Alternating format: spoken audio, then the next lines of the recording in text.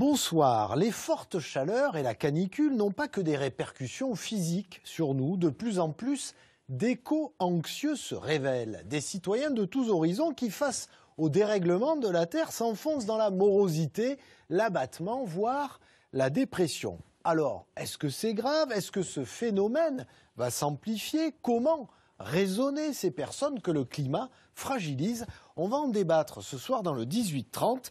Florence Sorde, bonsoir. Bonsoir. Vous êtes maître de conférences en psychologie de la santé à l'université Jean Jaurès de Toulouse. Christine Bern, bonsoir. Bonsoir. Vous êtes climatologue à Météo France. Et puis également avec nous, Fabien Naudin, bonsoir. Bonsoir. Vous êtes activiste à Alternativa et ANV COP21. Vous revendiquez vous-même éco-anxieux et vous organisez d'ailleurs des ateliers sur le sujet. On va en parler. Mais alors, tout d'abord, qu'on comprenne bien, quels sont les symptômes de l'éco-anxiété, Fabien Naudin? Alors moi, personnellement, on va dire que j'ai de l'empathie pour l'environnement qui se dégrade. J'ai de la tristesse quand je pense aux agriculteurs qui vont avoir leur récolte de plus en plus détruite par des changements climatiques de plus en plus fréquents. Aussi, ce qui se passe, c'est quand j'essaie de me projeter, imaginons en 2050, en fait, c'est un voile noir. J'arrive pas à me projeter parce que je me dis, mais à Toulouse, il fera extrêmement chaud.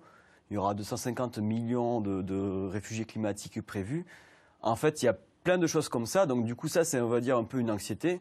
Mais donc, je suis éco-anxieux, mais je suis surtout éco-révolté du fait que, en fait, nos politiques ne font pas grand-chose pour ça. Ils savent où on en est. Ils savent que quand on me dit, par exemple, que je suis peut-être pessimiste pour l'avenir, moi, je vais dire non, je suis réaliste. C'est le GIEC qui dit ça. Ce sont des experts qui sont indépendants. Contrairement à beaucoup de décisions politiques, choix politiques qui sont faites, qui pour le coup sont beaucoup liés à des choix technologiques qui, derrière, il y a des investissements ou ce genre de choses. Donc, moi, personnellement, je suis éco-anxieux, mais je le vis plutôt bien. Je trouve ça vraiment sain d'être éco-anxieux dans une société qui est malade. Christine Bern, justement, il y a des raisons avérées de s'inquiéter par rapport au climat? Oui, bien sûr. Le climat change, le climat se réchauffe, la planète se réchauffe. Alors, ce qui est effectivement nouveau déjà depuis une décennie, voire un tout petit peu plus, c'est qu'en fait, on savait que le climat se réchauffait, mais on n'en voyait pas immédiatement les conséquences. Et là, c'est ce qui est effectivement, c'est ce qui crée cette anxiété ou la révolte, ou l'envie d'agir, c'est qu'en fait, ça se voit au quotidien. On voit directement son environnement évoluer. Son environnement, on voit directement nos conditions de vie même se dégrader. Lorsqu'il y a des canicules, on ne peut pas travailler comme d'habitude, on ne peut pas vivre comme d'habitude. On le ressent et les personnes physiquement sont également. fragilisées. Ouais. Voilà. Donc tout ça, c'est devenu en fait notre quotidien. Alors qu'en fait, le réchauffement climatique, c'était pour beaucoup, plus tard, ça va venir. Oui, vous allez c'était voir. une question de spécialistes, de scientifiques, etc.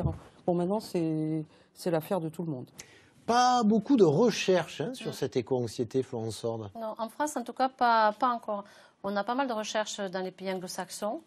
Mais ici, l'éco-anxiété, en fait, elle est pas vraiment connue. D'ailleurs, on a plein d'autres termes, l'anxiété climatique, etc., etc. Donc, non, pas encore, et sans doute, mais je pense que ça va arriver. Oui, je pense vite. qu'on est en train de vivre des moments là tout de suite qui font que les chercheurs vont se réveiller un tout petit peu pour voir ce qui se passe. Il y a des profils types, Fabien Naudin, ou pas, vous, les personnes que vous rencontrez, par exemple? Sur Toulouse, j'ai vu un peu plus de 100 personnes, et c'était plutôt dans le réseau un peu militant, donc c'était de tout âge. Mais je sais qu'il y a de la demande dans les lycées.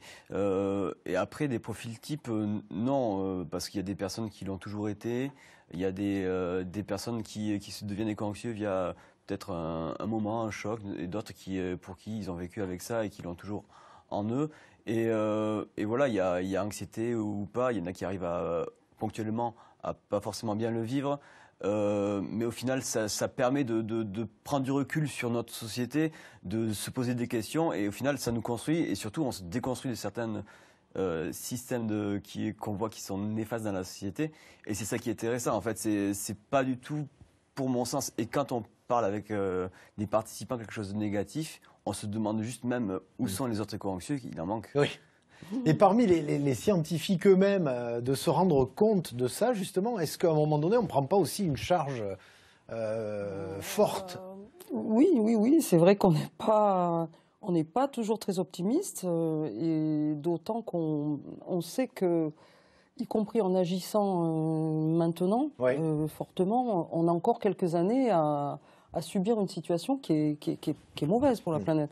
Donc, c'est vrai que, sachant tout ça, Ça travaille un peu. oui, ça nous travaille, et ça, je pense que ça explique aussi le fait que beaucoup de scientifiques, pas qu'à Météo France, mais y compris dans tout ce domaine-là d'activité, sont peut-être des citoyens un tout petit peu plus peut-être responsables, ou en tout cas écolos. Parce qu'ils il y a savent, beaucoup de collègues ils qui viennent à savent vélo, concrètement.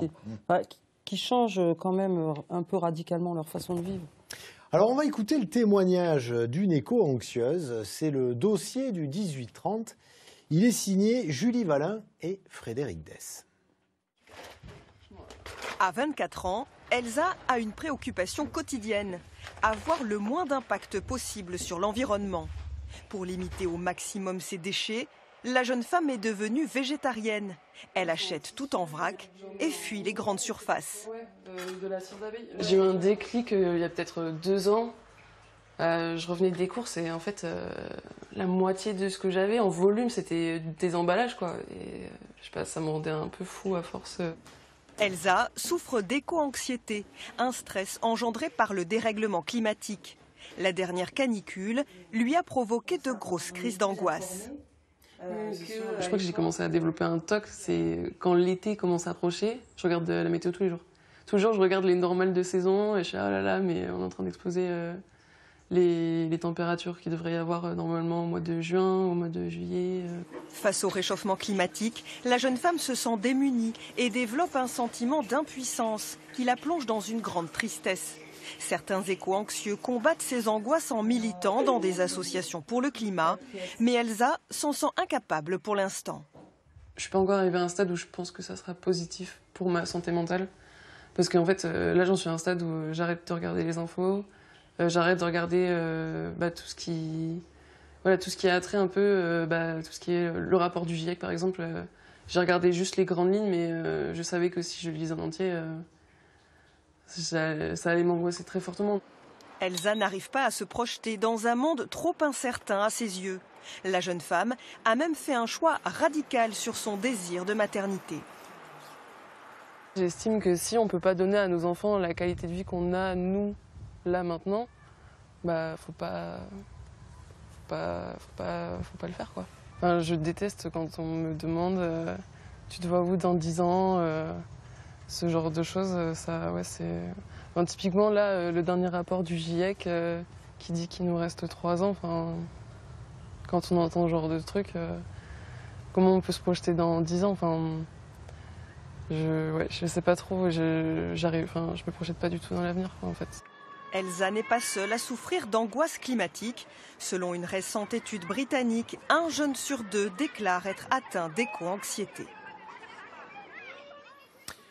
On l'a vu, Florence Sord, l'éco-anxiété, ça devient rapidement une obsession également, ça empêche concrètement. Alors, je vais rebondir mais à la question précédente sur les profils. Globalement, quand même, l'éco-anxieux, il a déjà quelque part une anxiété. Il y a un terrain qui va prédisposer à un moment donné aussi cette anxiété qui va se transformer en éco-anxiété. Parce que l'éco-anxiété, en fait, c'est à un moment donné avoir finalement les fondements sur lesquels on croit, etc. Ces fondements écologiques, en fait, ils s'effondrent. Et c'est ici que l'anxiété et l'éco-anxiété va apparaître. Donc on est un petit peu sur un terrain qui, quelque part, va aussi prédisposer cette crainte-là et qui fait que, comme on a pu le voir, cette personne-là ne veut plus écouter, ne veut plus croire ou se projeter, ce qui est important et grave dans une construction d'une personne. Et alors, elle le dit, Elsa, Fabienne Audin, elle dit, moi, je ne suis pas en état de m'engager, je ne suis pas en état d'agir, justement, parce que souvent, devenir militant, justement, ça permet aussi de se dire, je vais mettre ma pierre à l'édifice. Alors, vous organisez des ateliers. Oui. Alors, Des ateliers d'échange, ouais, c'est ça? Ça se passe c'est des comment? cercles de parole. En fait, Ouais. c'est un atelier que j'ai animé principalement sur Toulouse. Ça s'appelle Toi ça va, est-ce que tu le vis bien? Et je fais venir les personnes. Moi, je suis juste un animateur qui amène un cadre, parce que je ne suis pas du tout psy ou quoi que ce soit. Et en fait, après, c'est de l'autogestion, c'est gratuit. Et ce qu'il y a de bien, c'est que chacun va parler de son expérience. Et donc, des personnes qui vont se retrouver ici vont se retrouver entourées de personnes qui sont semblables à elles, qui passent par les mêmes choses, et elles arrivent à surmonter un peu ensemble les choses parce qu'elles se donnent des expériences et elles voient, ah ben toi t'es passé par là et tu fais ça maintenant et toi tu es heureux alors que moi je me sens pas bien dans ma peau, et du coup c'est un peu pour ça, c'est pas, on cherche pas à raisonner les personnes, c'est de l'échange, c'est-à-dire c'est juste on voilà, partage. Ouais, voilà, on partage. Et au final, avec ces participants, qui ont beaucoup, tout le monde aime plutôt l'atelier, donc on a décidé d'en créer plus. Et on a monté un collectif qui s'appelle les Écolos Anonymes pour en faire plus souvent des ateliers et qu'on essaie de rayonner un peu plus que simplement Toulouse. Voilà. Christine Bern, c'est important aussi. On écoutait la météo juste avant l'émission. C'est important la façon dont on va également annoncer, entre guillemets, les choses. Oui, c'est compliqué. Parce que si... nous, ce qu'on aimerait, par exemple, en ce moment, c'est annoncer des perturbations. Mais c'est vrai que le mot perturbation, par exemple, en lui-même, c'est un mot qui est assez négatif. Une perturbation, en plus, elle est créée par une dépression au niveau météorologique. Donc, vous voyez, tout est au niveau... voilà, l'anticyclone, le soleil, tout ça, c'est positif. Mais après, dépression, perturbation, ça va avec la pluie et tout. Et pourtant, la pluie, c'est vraiment la vie. C'est l'eau. Et c'est justement le problème qu'on a aussi avec ce changement climatique, c'est qu'en fait, on a cette raréfaction de l'eau. Et donc, ça, moi, je pense que c'est quand même le problème quand même le plus important. Au-delà de l'augmentation de la température, ça va être bientôt le manque d'eau. Et alors, il y a la façon aussi dont on compare les normales saisonnières, c'est-à-dire, oh là là, il n'a jamais fait aussi chaud, il a jamais... Ça aussi, ça peut avoir un effet aussi stressant. Il y a un petit peu un défaut médiatique, excusez-moi. Oui, non, mais allez-y. Un petit peu de la course à l'échalote et de systématiquement chercher... Oui, les records. Est-ce que, on a déjà vu ça? Et enfin, à mon sens, ça n'a pas de... C'est pas intéressant. C'est intéressant globalement de se dire, bon, le mois de juin, par exemple, certainement sera encore un des plus chauds, mais aller s'amuser tous les jours, à relever les records, ça, c'est anxiogène. Oui, c'est ce que dit Elsa dans le sujet, ça l'obsède. C'est un peu la différence entre faire un constat honnête d'une situation, enfin honnête scientifique, et épingler jour après jour des records. Voilà. Donc, écoutez, le message est passé, on fera attention. On va continuer évidemment la discussion. On va déjà vous remercier de nous avoir fait partager vos expériences, vos expertises, vos points de vue, c'est très important. Et pour l'heure, comme tous les soirs sur France 3, l'heure tourne. Il est 18h53 et vous le savez, comme chaque soir, sur votre chaîne régionale, l'information de proximité se poursuit.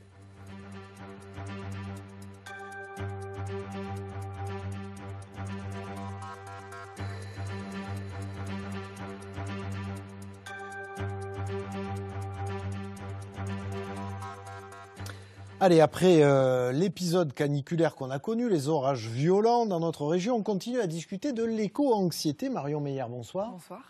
Alors, avoir peur, se déprimer face au réchauffement climatique, ce n'est pas nouveau. Des études, d'ailleurs, sont régulièrement menées sur ce sujet. Oui, effectivement, Patrick, la dernière étude sur l'éco-anxiété date de septembre dernier et démontre que plus de 80% des jeunes adultes en sont atteints. L'étude a été menée auprès de 10 000 jeunes âgés de 16 à 25 ans dans 10 pays différents, dont la France. Dans le détail, on découvre que 59% des sondés déclarent être très inquiets par le changement climatique. 45% affirment que cette anxiété affecte leur vie quotidienne, qu'il s'agisse de dormir, de se nourrir, d'étudier ou de s'amuser. De façon générale, l'éco-anxiété l'éco-anxiété est un sujet de recherche plutôt récent qui intéresse de plus en plus les chercheurs, surtout depuis 2018. Car en 2018, souvenez-vous, c'est l'année où des milliers de lycéens à travers le monde ont fait grève à l'école pour réclamer plus d'action face au réchauffement climatique. Un phénomène nouveau qui a permis d'exposer mondialement l'inquiétude des jeunes.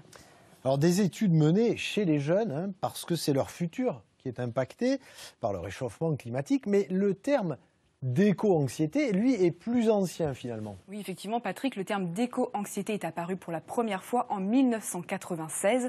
C'est la chercheuse canadienne Véronique Lapège qui l'a inventé. À la fin des années 90, elle était professeure en santé mentale, en santé publique et en santé environnementale. 3 casquettes qui lui ont permis de découvrir ce nouveau mal-être chez une 50aine de ses patients. Et déjà à l'époque, Patrick, l'éco-anxiété était surtout manifestée chez les jeunes. Mais si on suit le raisonnement de cette chercheuse, il faut positiver. Cette anxiété, qu'elle appelle le mal du siècle, pousse la population à se responsabiliser et donc à lutter contre le réchauffement climatique. Merci Marion.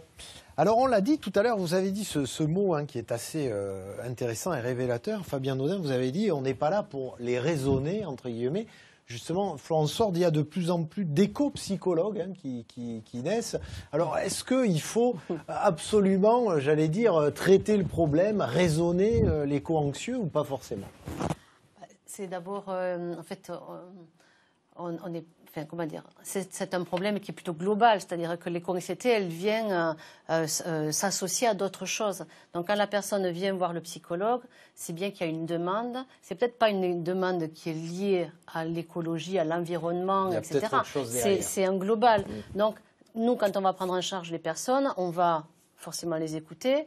Mais on va sans doute prendre en charge tout ce qui va drainer et entourer cette problématique-là.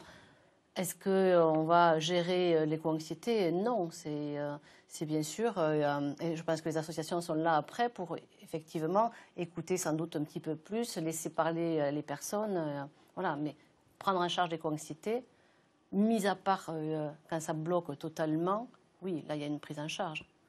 Le meilleur des remèdes, vous le disiez, c'est peut-être l'action, notamment l'action des politiques. Ouais. C'est-à-dire au moins, entre guillemets, montrer qu'on fait quelque chose.